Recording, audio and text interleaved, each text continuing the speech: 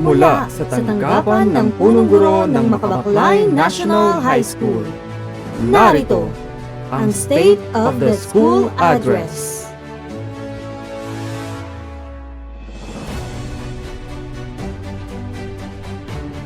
Ang Makabaklay National High School ay isang public secondary school na matatagpuan sa gitna ng Barangay Makabaklay, Bongabon, Nueva Ecija. 7 kilometro ang layo nito mula sa town proper at maaaring marating sa anumang paraan ng transportasyon. Ang komunidad kung saan matatagpuan ang paaralan ay rural at agrikultural. Mayroon itong 27 silid kabilang ang opisina ng punong guro, silid ng mga guro, computer laboratory, Learning Resource Center, HE Laboratory, at kantina ng paaralan.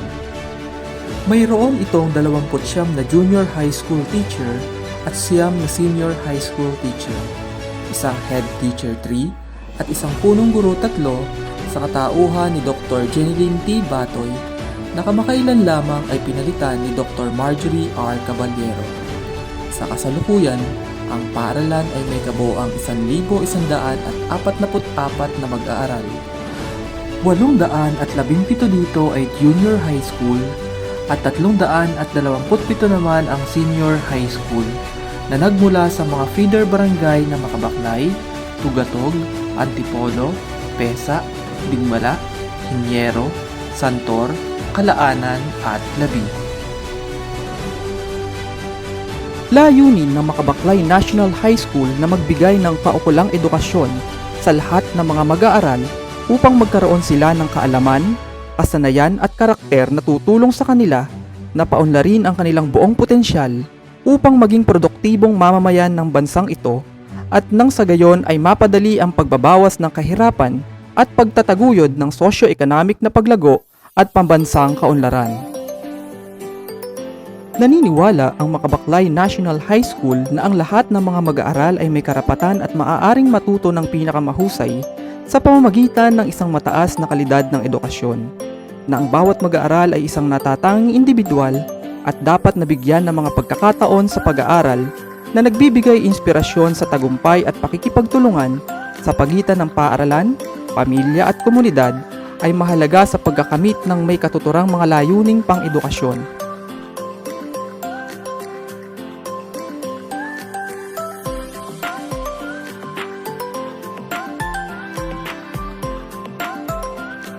Na ang mga mataas na kwalipikadong tagapagturo ay susi sa tagumpay ng mga mag-aaral at ang mga mag-aaral ay dapat bigyan ng mga pagkukunang teknolohiya upang maghanda para sa mga hamon at pagkakataon sa hinaharap.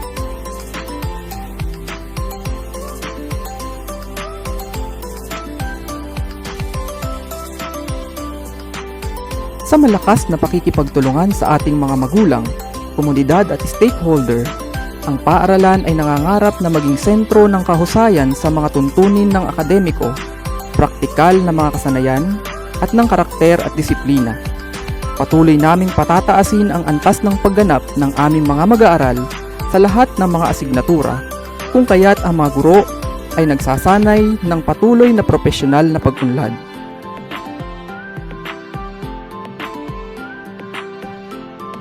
Sa nakalipas na taon, napakalaki ng nagawa ng MNHS bilang isang komunidad ng paaralan at nalampasan ang iba't ibang hamon sa tulong ng mga stakeholders.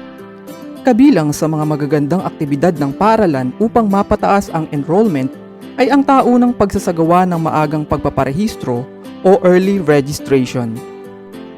Pag-aalok ng espesyal na programa katulad ng Special Program for Information and Communications Technology,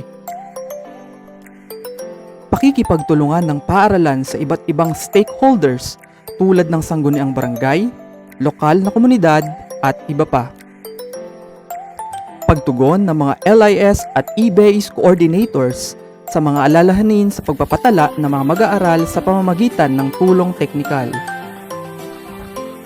Pagsasagawa ng home visitation upang mapanatili ang mga bumababang salik ng dropout, retention at transition rate. Sa layuning mabigyan ng karagdagang tulong at pagkakataon sa pag-aaral ang mga mag-aaral na maaaring nahuhuli sa kanilang pag-aaral, ang Catch Up Friday ay ipinakilala bilang isang pilot initiative na sinimulan noong Enero 12, 2024. Ito ay alinsunod sa DepEd Order No. 1 Series of 2024 na naglalayong magtatag ng isang nakakaengganyo at nakakaganyak na kapaligiran sa pag-aaral, kung saan ang mga mag-aaral ay makakakuha ng espesyal na pagtuturo at mga paliwanag sa mahihirap na paksa. Sa DepEd Order na ito, ipinatupad ang The Catch Up Friday program sa Makabaklay National High School na may layuning palakasin ang kakayahan ng bawat mag-aaral sa pagbabasa at isulong ang kanilang tagumpay sa akademiko. Alinsunod sa Division Memorandum No. 156 Series of 2024, ang Makabaklay National High School ay nagsagawa ng Project All Numerates para sa mga mag-aaral ng Baitang 7 para sa school year 2023-2024. Ang aktibidad na ito ay pinangunahan ng guro ng Grade 7 Math kasama ang kanyang mga co-advisor mula pa rin sa Grade 7. Ang mga natural na sakuna ay maaaring mangyari anumang oras o saan mang lugar. Ito ay maaaring magdulot ng pagkawala ng buhay at pagkasira ng mga ari-arian. Ang pagiging handa ay bahagi ng pagsisikap na pamahalaan ng sakuna upang mabawasan ang epekto o panganib nito. Ang School Disaster Risk Reduction and Management o DRRM ay idinisenyo upang gabayan ang mga pinuno ng paaralan at mga guro sa pagpapanatili ng paghahanda sa sakuna at pagpapadali sa proteksyon ng mga mag-aaral at mga kawani. Bilang pagsisikap ng paaralan na patuloy na bumuo ng paghahanda sa sakuna, ang ating paaralan ay nagsagawa at nagsasagawa ng iba't ibang aktibidad sa paaralan sa tulong at suporta ng mga pinuno ng paaralan, guro, mag-aaral, magulang at stakeholder. Ang aming pangunahing prioridad at pinakamahalagang tagumpay ay ang patuloy na tagumpay sa pagpapanatili ng ligtas na kapaligiran ng paaralan. Sa loob ng isang taong panunungkulan ni Ma'am Jeneline T. Batoy, ay tinugunan niya ang mga kakulangan ng paaralan katulad ng pagsasaayos ng school marker, pagpipintura ng school gymnasium, at paglalagay ng karagdagang lilim sa magkabilang panig nito upang sa gayon ay matugunan ang problema kapag may malalakas na ulan.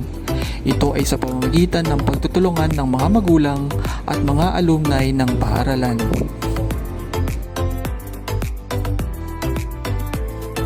Napakahalagang maisaayos ng gymnasium sapagkat ito ay palaging pinagdarausan ng mga programa ng paaralan.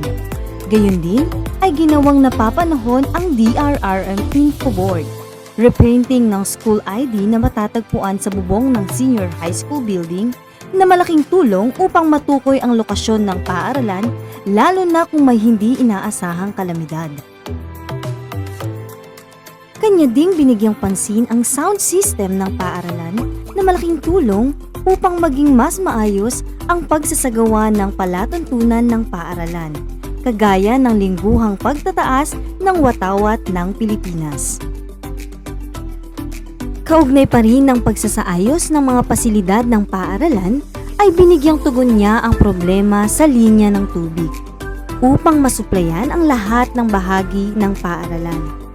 Malaking tulong din ito sa pagpapalago ng aming sinimulang urban gardening na inisyatibo ng Supreme Student Government.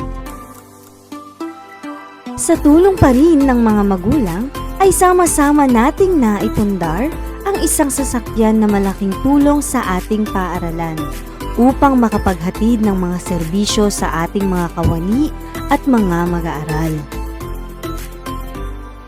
Nakapagpatahi rin tayo ng ating sariling mga toga na magagamit sa ating taunang palatuntunan ng pagtatapos na malaking tulong upang hindi na magrenta ang bawat mag-aaral ng paaralan sa mga susunod pa na taong panuruan.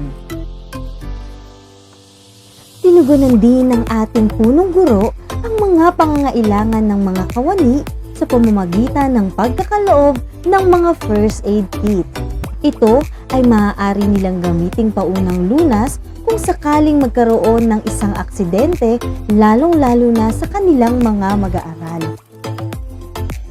Kamakailan din lamang ay pinagkalooban tayo ni kagalang-galang Ricardo I. Padilla ng 6 na Smart TV na maaaring gamitin ng mga mag-aaral sa mga susunod na pasukan.